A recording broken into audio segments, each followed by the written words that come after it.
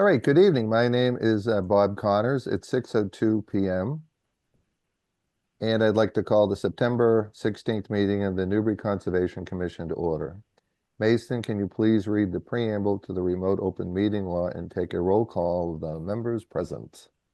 As a preliminary matter, this is Mason Ferret, Conservation Agent of the Newbury Conservation Commission, and I call the September 16th meeting to order and permit me to confirm that all members are present and can hear me. Members, when I call your name, please respond in the affirmative. Mary Rimmer, Yes. TJ Conti, Yes. Mick Brown, Yes. Harry Trout, Yes. Woody Knight, Frank Wettenkamp, Yes. and Bob Connors. Yes. Good evening. This open meeting of the Newbury Conservation Commission is being conducted remotely, consistent with Governor Baker's executive order of March 12th, 2020, due to the current state of emergency in the Commonwealth due to the outbreak of the COVID-19 virus. In order to mitigate the transmission of the COVID-19 virus, we have been advised and directed by the Commonwealth to suspend public gatherings, and as such, the governor's order suspends the requirement of the open meeting law to have all meetings at a publicly accessible physical location. Further, all members of public bodies are allowed and encouraged to participate remotely.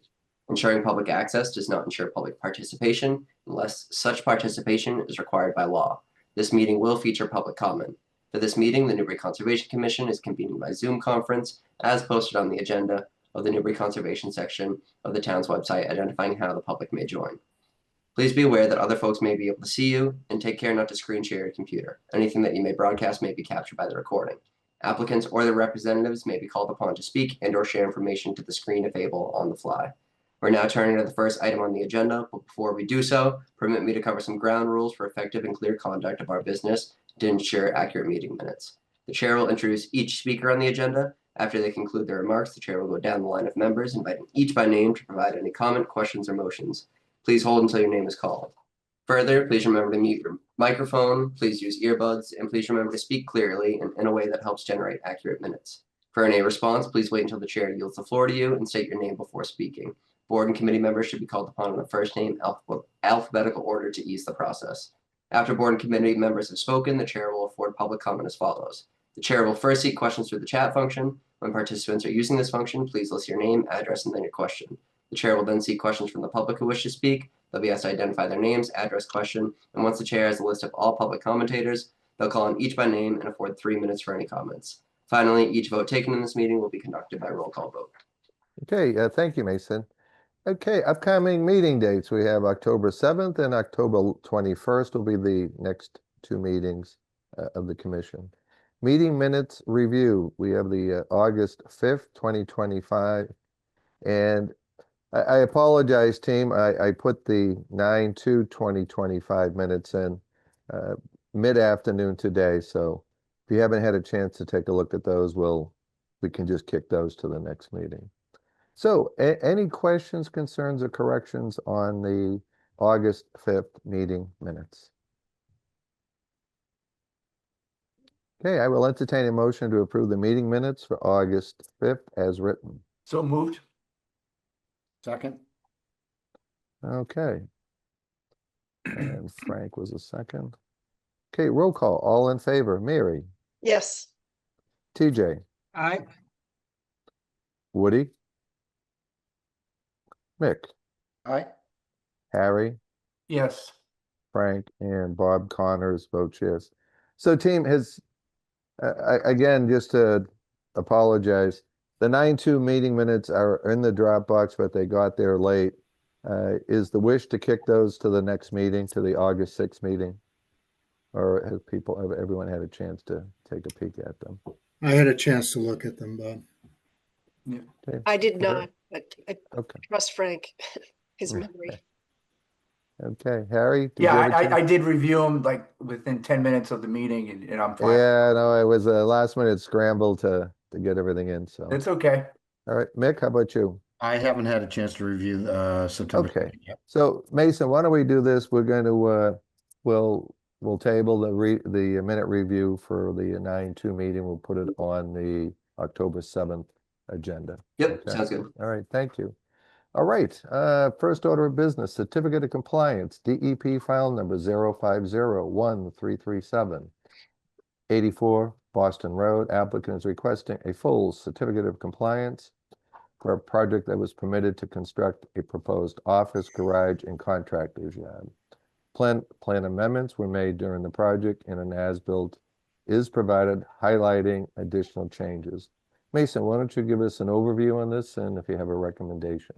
Yep, so where we left off with this, Kristen and I with the planning board had did a site walk probably a month or two ago now at this point, reviewed the on-site conditions and made a list of things that needed to be updated on their as-built and just general notes that needed to be updated before issuing a certificate of compliance. They're in the process of working on those now with some additional changes the planning board needed that was a part of their original site plan review. So they're working on those things now, and they should be getting back to us before the October 7th meeting. Okay, where this isn't a public hearing, we'll just put that on the October 7th agenda. All right, continue public hearings. 2 Plum Island Boulevard, the applicant is submitting a notice of intent to demolish all existing structures on the property and construct residential townhomes, pile-supported building. The project is located on the Barry Beach within a 100-foot salt marsh buffer. Mason, why don't you give us an overview on that? And I see. Yep, see I'll your just friend note that Roloff. Woody just joined, so now we have a full board. Okay. Yeah, so where we had left off last, the applicant was going to request to continue until they had a decision or a path forward from the Zoning Board of Appeals. Since then, they've gotten a decision, and they've also gotten a response from the Select Board to be a co-applicant on the notice of intent for the town-owned portion of the project. They have also notified an additional abutter due to the extent where the town property is. So they've notified them 7 days before the hearing and are now in front of us again to present. Okay, so did the ZBA issue a decision or did they close the public hearing pending? I crafting believe of the they decision? closed the public hearing and town council is drafting the final decision, which will then be approved. Okay, I see Jeff Roloff. Jeff, good evening. Good evening. Thank you. Yes, for the record, Jeff Roloffs, may I share my screen? You certainly can. I am here tonight with Steve Sawyer, our civil engineer with Millennium, and Patrick Seecamp, I believe, although I don't see him, as well as Scott Brown, our architect, who's here if you have any questions related to his work.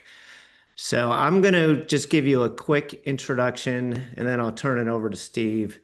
I'll just point out that we haven't had actually any substantive review or public comment opportunities on this project yet. It has been pending for some time. But so we are gonna sort of walk through the our full presentation this evening. And if anyone from the public is joining us for the first time, you really haven't missed anything substantively. Project chronology, we filed in March. At that time, the project was 4 units and 2 buildings, 4 driveways from Sunset, no improvements within the right-of-way.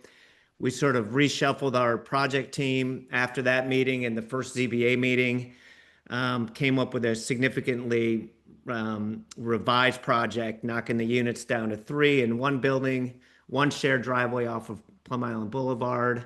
We had a guest parking spot up near Sunset, and we had proposed public improvements in the town right-of-way. Before we actually discussed that project with the commission, we revised it again based on feedback that we were getting from town officials and some of the neighbors. In response to that, we submitted a new package on July 29th, knocking the unit count down to 2 townhouse units in 1 building, a smaller building relocated further from the intersection, 1 shared driveway from Plum Island Boulevard with parking underneath, including guest parking and unit parking underneath the building, and then dune restoration and other improvements within the town right-of-way. At that point, DEP responded and said that it didn't have any further technical comments, so we had satisfied DEP at that point in time. In August, we actually came to the commission, and you had indicated that you wanted the ZBA to make some progress in its process before you pick this up substantively, which we have done. You did take up the question of peer review at your September 2nd meeting. and decided that peer review was not warranted here. We appreciate that. And then after the ZBA meeting last week, we provided another submittal. We provided another submittal, just hitting 4 points. Number one, we submitted a slightly revised site plan from the one that we had submitted in July, and landscape plans. Those revisions were minor. They reflected replacing the previously proposed 20-foot by 20-foot patio with two 10 by 10 patios, so reducing the overall square footage of the patios. They depicted the public walkway as asphalt. That was requested by DPW, as you discussed with Steve on September 2nd. And I'll just point out there that the walkway, both off-site within the town property and also on-site within a proposed easement area, are areas that are currently paved. We included a vegetative strip along Sunset, and then we revised the impact tables as you requested at the last meeting. So the revisions were minor as compared to the plans you saw in July. ZBA update, as Mason indicated, we had a lengthy meeting with them last week. At the conclusion of that, the ZBA voted to request that town council prepare an approval decision so that it could review the conditions prior to a final vote, which is scheduled for October 16. The town, through its select board, also took up our request to consent to the notice of intent. They took that up at their August 26th meeting. I'll just distinguish a little bit different than what Mason had indicated. The consent it doesn't actually make them a co-applicant. What the regulations provide is that if an applicant is proposing work on a property that it doesn't own, the application requires the owner of the property to consent to the filing of the notice of intent. It doesn't mean that they're a co-applicant, although they would be binding. They would be bound by any conditions imposed through your order of conditions to the extent it related to the work on their property. So they have consented to this NOI filing. And then, as Mason indicated, we did provide additional notification to the property across the intersection because they're actually beyond the 100-foot radius as calculated from the project locus, which is defined as the lot. I question whether the notification was needed, but we thought we would just provide it to be safe. So that gets us up to date. I'm not going to spend much time on the existing conditions here. If anyone wants to look at these later, we can come back to them. This is the site survey that you've had for months. I'm just going to assume that you had a chance to look at that. You can tell from the photographs and just from your knowledge of the site, most of the site consists of either buildings or pavement primarily. And then areas that aren't paved are basically areas that have been continuously disturbed for many, many years. And we did review the history of the use and buildings at this property with the ZBA to its satisfaction. So these are just aerials. Like I said, we can go back to these if questions come up tonight that warrant coming back to them. With that, I'm going to turn it over to Steve Sawyer. And Steve, you can either share your screen if you prefer, or you can work from the slides that I have here, and I'll move through them. Jeff, I have one question Yes. for you. You mentioned you had a minor revision of the site plan that was resubmitted to Yep. the ZBA.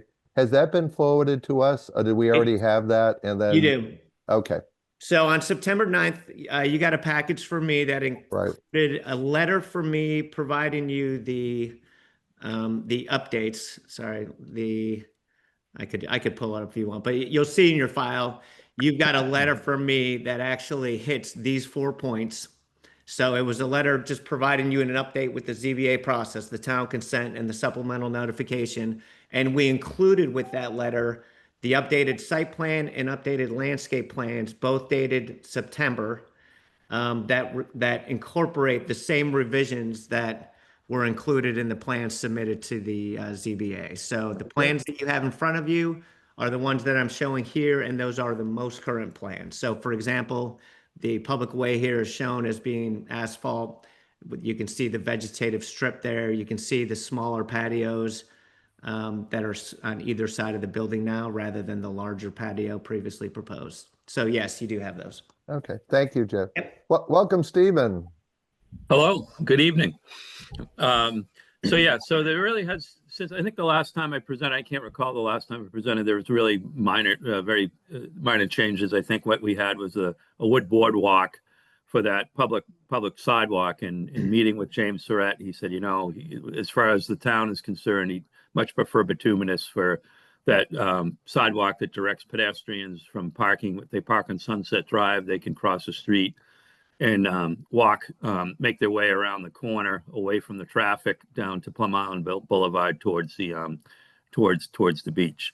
So that is now shown as bituminous. I think at that when we briefly discussed it, I did update the tables to reflect the additional impervious area.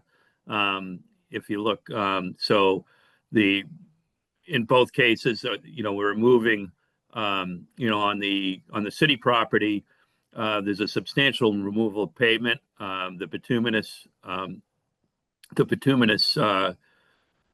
sidewalk is 640 square feet of bituminous sidewalk, and then also there's a small amount of existing bituminous at the drive apron that we're maintaining. Part of that, there's a catch basin there, and part of that is for the bituminous sidewalk to tie. It needs to tie into an area for the pedestrians to continue on towards the beach. So there's a total of 640 square feet on property. I mean, on the city right away, town right away, and 36 square feet of existing pavement to remain. And then also on the property, there's a little bit of bituminous sidewalk, or actually there's 325 square feet that's on property that there'll be eventually be an easement granted for public use on that. You can see as the right away bows around there on Sunset, that's going to be public sidewalk. So that's the changes, major changes there. Also, the division of the large patio into two smaller patios. As far as the access, hasn't changed. It's going to be a pea stone or chipstone type surface with rear loading to under building parking there at the rear of the building. And then there's some boardwalks. All of the walkways on property will all be boardwalk type, not impervious. And then the only impervious area, those two smaller patios that were reduced basically half of what was originally proposed, but we're providing each unit owner their own private patio versus a combined patio. And then Patrick, I think there was some minor updates to the planting plan. I think Patrick's here if he wants to discuss those. I can pass the torch to him. And but I don't think there was too many changes between the planting that was originally proposed and where we're at now. Steve, one question on the patios. I'm assuming those are pavers. Yeah, those would be pavers. Okay. Yes. But why don't I do this? Let me open this up. Why don't I hold you there? Let me open this up to questions from the members, and then either Jeff, Patrick, or Steve could chime in, you know, according to the questions. Okay. All right, questions from the members. Mary, questions for either Steve, Jeff, or Patrick? One is a question about the access. I think when the earlier iteration of this plan, the access to the houses, the driveways were off of Sunset. Yes. Was that changed as a safety concern? Well, I think number one, it really, for cars backing out in Sunset, probably not optimal, but I really don't think it would have been a safety concern there. I think it was more so aesthetic, the look of the building. Okay. The new facade of the building is much nicer than having four garage. You know, at that point it was four garages facing Sunset and the people driving on Island. Right. So that's a dramatic improvement there. Okay. Safety wise, it is also safety wise, it is an improvement because they would be backing onto Sunset, and there's a safety improvement where now they can back out of the garage in the rear and pull out forward onto Plum Island Boulevard. Okay. So there is, you are correct. There is a safety improvement with that change. More driveway space, less potential for dune restoration, but I understand why you did it that way. And the other question is about the foundation plan. Do we have that? Because I know that originally DEP had comments about the type of foundation that was to be used. As far as the foundation, it's going to be just steel piles. The piles are shown on the steel piles typical. They just drive them into the sand. So they were shown on the building section, and then the plan view shows the locations of each pile. Also, I believe they're in the plan view. It does show their location. So you've got some And columns built around the piles? I'm sorry, what's that, Mary? Some kind of columns built around the piles to create that? I think the steel, but Scott can chime in, but I believe the steel, I don't know if he's gonna encase each pile, or it's just be the raw, the steel H pile exposed. Yeah, that's correct. The intention is to sort of basically pad out the piles and trim them out. Yeah. Which is what we're seeing in these architectural drawings here. Okay. And did DEP review these revised plans as well? They did. Okay, great. And they confirmed after the July submittal that they were okay with the revised plan, and then they reconfirmed today, based on the minor revisions that we submitted, that they were still satisfied. Okay, great. Yes. And then the treatment of between the piles is some sort of garage door or lattice? What is that? Yeah, what treatment we're there? seeing here on the front elevation, which is on the bottom, which is the view from Sunset Drive. Yeah, Scott, could you just give us your name? Oh, certainly. And Scott position. Brown, the architect for the project. Okay, thank you, Scott. Sorry about that. Yeah, so what we're seeing here on the front elevation this is with our back to the west. The, front, as you would see it from Sunset Drive. Mhm. All of that horizontal lattice, that's screening for the parking area. That's underneath the structure, and that screening is going to span between our steel piles, and what we're showing at the bottom there, that little shaded area, is really to kind of indicate what's in shadow. So that is open at the bottom. Okay. And that's our side elevation. lattice Again, all will- those shaded areas are open areas. So that'll extend to what, 1 or 2 feet above grade, that open area? Correct, yeah, I think at our closest, we're 2 feet. But I think for the most part, we're a little bit above that. Okay. Yeah, I mean, Mary, most of these revisions were aimed at minimizing the visual impact of vehicles associated with the building. Side, yep. Yeah. Understand. And I'll just point out also, I mean, that you can see from this rendering, by relocating the building over and getting rid of those driveways, it just provided a lot more opportunity to get the vegetation up in front of the building and at the intersection. And my last question was about the planting plan, which I just had a chance to review the plant list briefly. It all looks great. My only question was about the Austrian pine, and maybe Patrick Seekamp can address that when he gets a chance, if he's here. I am. For the record, I'm Patrick Seekamp Environmental, Mary. So the reason why Austrian pine was put in there was I took a walkabout, if you will, and I went up Sunset Boulevard, and I looked at some of the dune structure that was existing there, and then these are pretty much more natural dunes, bigger, more robust dunes than we actually will be able to put on our site. But Austrian pine is pervasive throughout the entire Newbury section of Plum Island. Yep. And so that's kind of why I put it in there, because it's doing well. It seems to grow well in that environment, and it does, kind of provide the same structure that some of the other pines maybe that weren't going to do as well in the droughty sands. Does it have any invasive qualities? No, I don't think so. It doesn't, it's not real prolific in terms of spreading. Yep. And it tends to have that nice windswept, almost like a bristle cone when it's in the coastal environment. It sort of gets low and squat, and I like the look of it, and I think it blends in well. So because it was up and down Sunset Boulevard and some of the other more natural dunes, I added it to the planting list. Okay, I have no further questions, Bob. Okay, Mary, I'll circle back if anything else comes up. TJ, any questions for the team here for 2 Plum Island Boulevard? TJ, you're on mute if you have a question. Sorry about that. For whoever wants to answer this one, but the rendering that was just shown, the bigger one, that's the 3-unit one that from the prior thing that will be shrunk down to 2. Is that correct? Or No, this it's is the- actually, this is this actually is the it. 2-unit. Okay, Yeah. It so does have, that's the 2. each unit has 3 of these segments that you see here.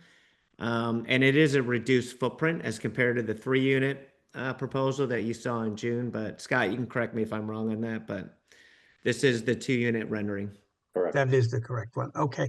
And secondly, when you tear down the other building, do you know if you're going to run into any hazardous material, or do you have to make any accommodations for asbestos in, I don't know how old the building is, or with, any of the commercials, things that it contains or things like that? I'm not aware of there having been any pre-demolition survey of that sort yet, although any demolition crew that comes through here will have to do that. Mark, I don't know if you have any information on that topic, Yeah. whether that kind of survey has been done yet. I can actually add some clarity to this, just being a contractor. Yeah. TJ, when they apply for a demolition permit, they're going to have to submit a record that there's no, hazardous waste, or that it's been abated before the permit will take place on the Okay. demo. So So it's that'll tied up happen on- automatically on the Yeah, building it's just side. part of the state building code, and the building commissioner will manage that. Very good. That's it. Okay, thank you, TJ. Woody, any questions for the team here for 2 Plum Island Boulevard? Yes, they're more along the line of clarification questions that already been said. The pines that you spoke of, I've always called them Scotch pines. They're different than that? What did you call them? Yeah, this is Pat Seacamp. So, Scotch pine is a different species. That's sylvestris. Pinus sylvestris. I'm drawing a blank now on Austrian pine species name. But they are a similar growth form. Austrian pines tend to be lower and squatter, and in a good site, Scotch pines can get pretty good boles and pretty tall. But they are different than Scotch pines, yes. Okay, but there are Scotch pines on the island on Sunset as well. I think Is that there are, correct? yeah, I believe Or- there are. All right, I just recollection, I'm maybe confusing the two and calling them all Scotch pines. And my second clarification question is the sidewalk here that meanders on and off of town property around the corner. What is the makeup of that? Because in the picture, it appears to be wood. Yep. In the current site plan, it's depicted in this shaded gray, and that's to reflect the request of DPW that it be retained as asphalt. In this area, all of this area where it's located currently is asphalt. So this revised plan depicts it in gray, and then includes a notation over here, 5-foot wide bituminous concrete sidewalk, rebuild over the existing pavement. So that, you're right, though, that the plan that was submitted in July depicted that in a boardwalk, wooden boardwalk. So that was one of the revisions reflected in this most recent submittal. Okay, thank you. Thanks for the clarification. And I don't have any other questions right now. Thank you, Bob. All right, thank you, Woody. Mick, questions for the team for 2 Plum Island Boulevard? Yeah, just curious as to historic use of the site. And are there any historic uses, previous buildings that would indicate, potential for impacted soils or impacted groundwater? Well, all I can say from the history I did for the ZBA, which went back to the early 1900s, was that at least since the 1950s, this has been used as a restaurant. Okay, so no USTs. No, Like, No. no. and is, and your soil structure, where you're driving sheet piles to bedrock? I mean, driving the pilings to bedrock? Steve, I don't believe, typically it's just friction piles that they Okay. dry, it'd be a friction pile and sand. Okay, so it's primarily sand and natural deposits. There's no clay layers or anything. Might be peat when you get down, I'm not sure. There might be some, where you have the marsh. Mhm. The marsh, they typically just take this, from what I understand, they just drive the steel piles or wood piles till they get to a certain resistance and Yeah. then cut them. Certain blow count, yeah. Yeah. All right, and the patios that you're proposing, those are kind of like paver patios, so you don't include those in the impervious, or you do? I did, those were included in the impervious. Oh, okay, all right. Yep. All right, well, thank you. That's all I had. Okay, thank you, Mick. Harry, questions for the design team on this project? Not at this time, Bob. Okay, thank you, Harry. Frank, how about you? Any questions for the design team on this No. project? No questions, Bob. Looks like a Okay. major improvement on the site. Yeah, I agree. So I have just a couple of questions for, know what it is, I can't read the notations. What is the proposed driveway material, Steve? I is think it- we're just Crushed stone of some sort? some pea gravel or crushed stone of some sort. Okay. And the garage material, what's proposed? Similar? Similar underneath, yes. Okay. I don't have any further questions. Mary, I'm going to circle back to you, just see if there was anything else that you wanted to. Yeah, discuss. just two quick things. I mean, the plan says pea gravel, so, I think that, and Steve, maybe you can correct me, but crushed stone would have a different curve number than pea gravel. That it really becomes pretty impervious, the crushed stone, but this is something that's sort of more or less raked to maintain some porosity. Yeah, there is some, there's some sands in it, typically pea gravel, there's some sands.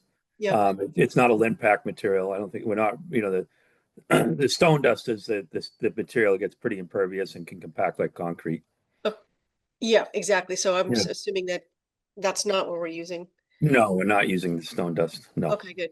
And then just the walkway width, the sidewalk, seems like that's fairly wide for a sidewalk, 5 feet. For public sidewalks, that's typically what they like. So two people can walk side by side at a 5-foot wide walk. At 4 feet, it becomes somewhat narrow.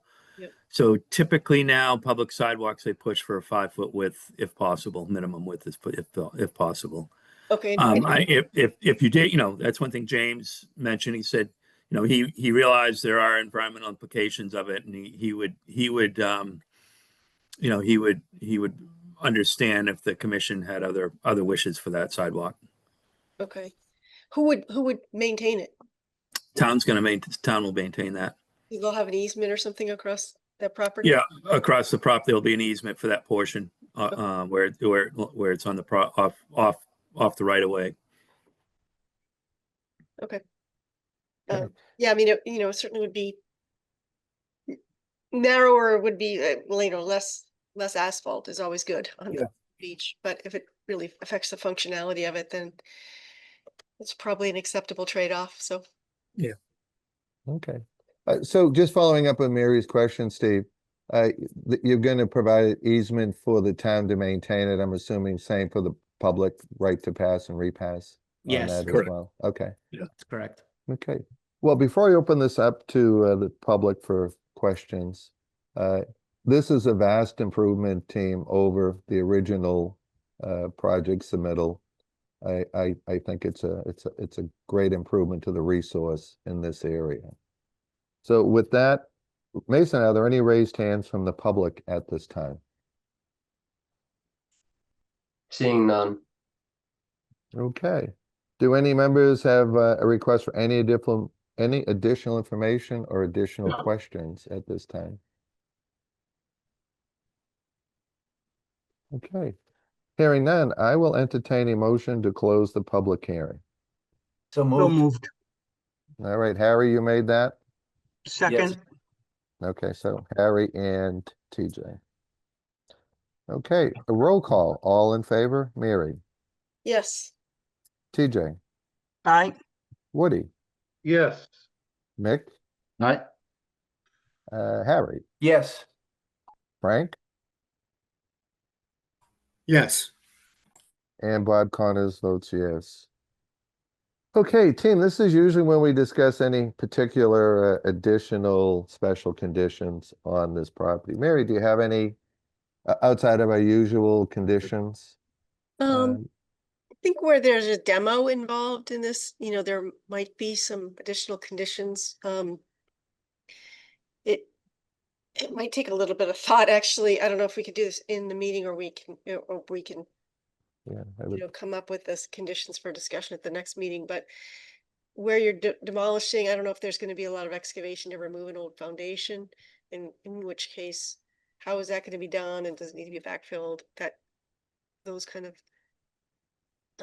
questions would just mean that there might need to be conditions about removal of inorganic material off-site and replacement of sand if you're going to have a lot of excavation, replacement with the same grain size material okay. like we usually do. DEP in their original comments talked about 2 years of monitoring for the plantings. So having annual monitoring reports and requiring 75% native vegetative cover in the planting areas. I'm assuming that the white areas that don't show green are that's beach grass, or I'm not sure what the white areas are, if that's just sand paths or not in this plan. Mason, can you just zoom in on that, Mason? I mean, it would seem that it would be sand, Mary. but- Okay. Okay, so typically we would a question, Mason, and our usual conditions, it usually calls for a pre-meeting with the agent prior to static construction. In this case, it would be, prior to demo. Where there is really no vegetation on this property, probably other than dandelions, and it's going to be completely revegetated once the process is wrapping up. So it seems that the 2-year monitoring, you're talking, Mary, you want just an annual report? It's 2 growing seasons of monitoring Okay, after the plantings are installed. okay, we'll just call it for annual report on status and success. Okay, anything else? And an as-built, yeah, and they would obviously be, yeah. And it'd be a as-built plan submitted for certificate of compliance. Okay, anything else, team? Okay, I will entertain a motion. I'm sorry, go ahead, Frank. Did anyone have any other discussion on this or any other, Mick, any suggestions that you would?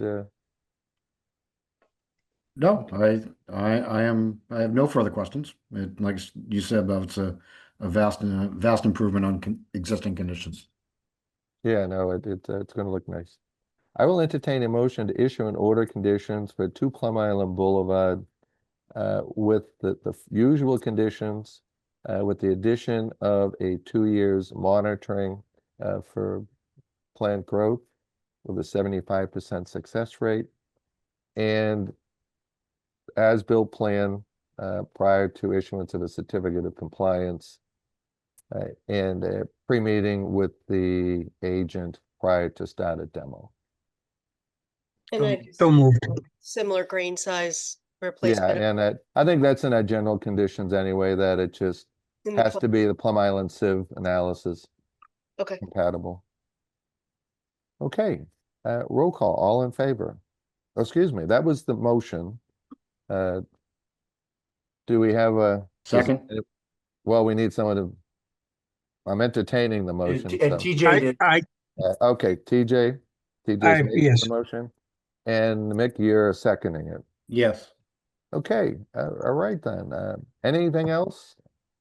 Roll call, vote, all in favor, Mary, Yes. TJ, Aye. Woody, Yes. Mick, Aye. Harry, Yes. Frank, Yes. and Bob Connors votes yes. Thank you, guys. I know this has been a long one. Was it March when this first came in, Jeff? It was. Yeah. But, you know, the time's been worth it, right? It's a better project. So thank you for all your time on this. Well, you got it across the finish line, so good luck on that. Thank you. Appreciate it. Thank you all. Okay, next matter, another continued public hearing, DEP file number 0501451, 25 Harvard Way. Applicant is submitting a notice of intent for the construction of additions, renovations to existing single-family dwelling, improvements to include expanded deck and a new stair system. Mason, what's the status of this? Are they still on ZBA? I think they've submitted everything to the ZBA and they're up for review for, I think, maybe the October 16th meeting, but we can check in with Steve to double check. Yeah. Okay, so Steve, you want to continue this to the October 7th? I you know, I want- might as well, actually, I would say till after the October 16th ZBA, because we won't have any decision, you know. So we'll do October 21st. Yes, let's Okay. continue the October 21st. Okay, to 10/21. Okay, All all right. I will entertain a motion to continue this public hearing at the request of the applicant to the October 21st, 2025 meeting of the Conservation Commission. So So moved. moved. Uh, Second, TJ, Harry, Everybody. yeah, I'm writing Everyone. someone's, I'm gonna write someone's I'm gonna name keep my down. mouth shut now.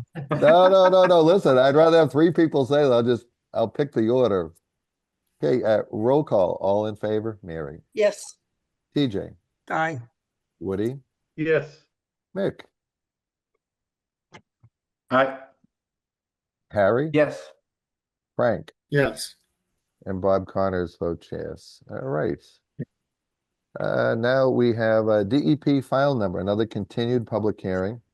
DEP file number 0501453, 34 Central Street. Applicant submitting a notice of intent for the construction of an MBTA residential housing development at 34 Central Street. Mason, what's the status on this? So at the last meeting, they continued to October 16th, October 7th with us, I believe. And since then, we actually just received Heidi's initial review of the project. So that should be shared with the board and in the meeting folder. So if you guys are able to review that before the next meeting, that would be great. Is that in the Dropbox? Did I put that in the Dropbox? Let me check.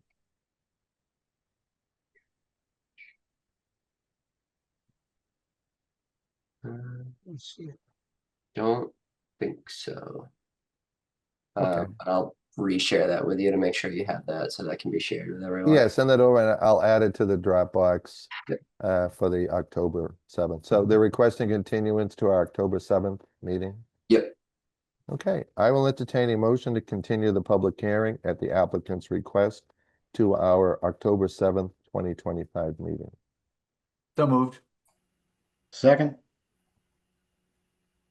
Okay.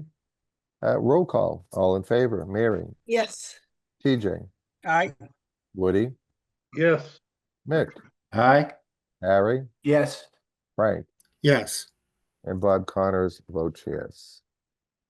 Okay, general project discussion. There was Mason had raised, you had mentioned, Mason, about the wording on the regulation we had previously previously approved. Mary, I don't disagree with the wording. The only thing was Lisa Mead, town council, had proposed the exact wording that we adopted. Which I think was for the meeting at the following minutes, the meeting at the September 2nd meeting. Yeah, that we adopted. Yeah, I guess the only Discussed it at the meeting of August 5th, and those were the only minutes that I reviewed. Oh, okay. So I think, yeah, I will use the language for the September 2nd minutes that she Yes. required. Yeah. Okay. All right. Anything else, team? Yeah, Any couple other- updates on some other projects. I had received the, let me see, appeal notice for file number 1386. That is 330 3rd Street. So they were issued a superseding order, and then just recently, the superseding order was appealed. And then we also have an appeal to our local bylaw from Jeff Roloffs for for his clients, Tim Drost, and that's for the 80 Northern project. Okay, refresh me on the 80 Northern project. Um, Was that a residential house? Oh, no, okay, that's the house in question that Yep. they've appealed that as well. Yep, so where that stands now, they are in talks with the applicant and are trying to work on kind of a settlement right now. But it sounds like their main concern is not having a wetland professional make a statement or provide anything on the impact to wind scour or things like that due to the height of the house. Okay, so it's out of our hands for the moment. Yes, I believe so.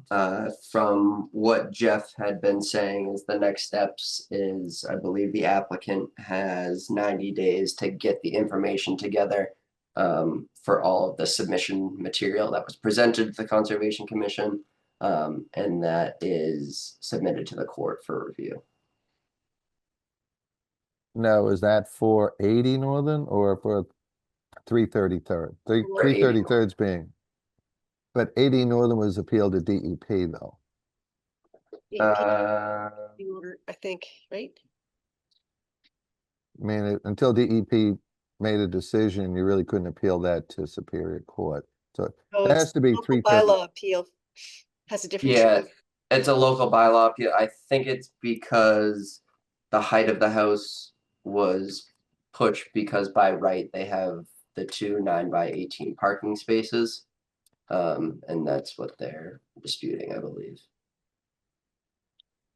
Okay, and yeah, but clarify that. That's 80 Northern? Yes. Okay. So the All right. appeal for the local bylaw goes to Superior Court, appeal, and has 60 days. Appeal, you have to appeal within 60 days of issuance. Under the State Wetland Protection Act, you appeal to DEP. You can do 2 separate appeals. You have to if you want to get the, project turned down. Okay. Yeah, I was always under the impression you had to exhaust all local and DEP appeals before you could. No, take it. actually, often when you get to a certain level at DEP, they'll wait for you to finish your bylaw appeals before they'll take it on as for adjudicatory hearing. Okay. So What do we have to do, if anything, on that appeal? Is that obviously town council would be involved in that? Yeah, and the way Jeff had explained it is the burden is on Al to provide a lot of that information. So he'll be likely coming into the office and asking for copies and gathering a lot of the submission information that was presented to the board. Okay, I would just suggest you notify town council if she hasn't already been. can we get an update as well on the Marsh Ave dock? Yeah, so DEP had sent out a request for information. Where that ultimately had left off is they were saying that the original ORAD that was issued identified where the mean high water was. So if they were gonna do any new submission, they would have to resubmit an ANRAD with their updated mean high water calculations from the different gauge that they had used.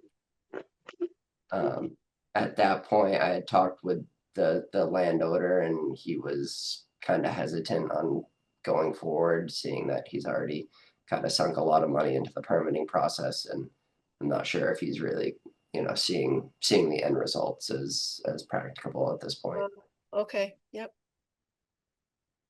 Okay, any other business, Mason? Don't believe so. What's happened? How about the dam?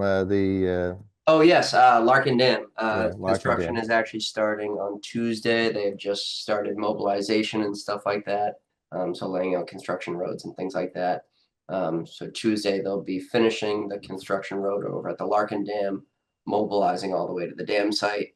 Then they'll be moving to Kentway, getting all the access roads ready here. And then once everything is set up, they'll go back to the dam, start the dewatering process, the deconstruction of the dam, and then they move back upstream for the gauge work and for the riprap addition for the 95 scour protection. So all the erosion control is in place. In the process of that now, they're just kind of dropping things off at the site and getting set up. Okay, Mary? No, I was just curious how long they thought it was gonna take. I believe it's kind of spotty right now because it's going to be a week or two for mobilization at each spot.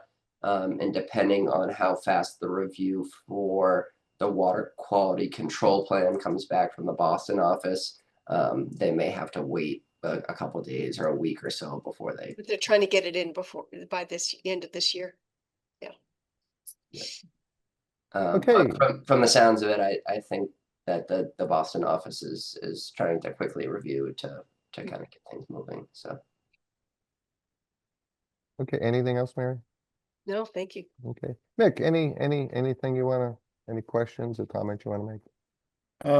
No, I think I'm all set. Thanks for the update on those other projects, Mason. That was good. Okay, thank you, Mick. Harry, how about yourself? Any other comments? No, just appreciate the update. Thank you very much. Okay, TJ, how about yourself? Any comments or questions? Nope, all set. Thank you. Woody, how about yourself? Nope, no comments on anything. Thanks for the updates and I hope everyone's doing well. Okay, Frank. Well, I mean, Frank just been traveling in Paris and all through France for the last, I think, 3 weeks, but so he's doing pretty good. Yeah, I would just recommend it to anyone who has never been.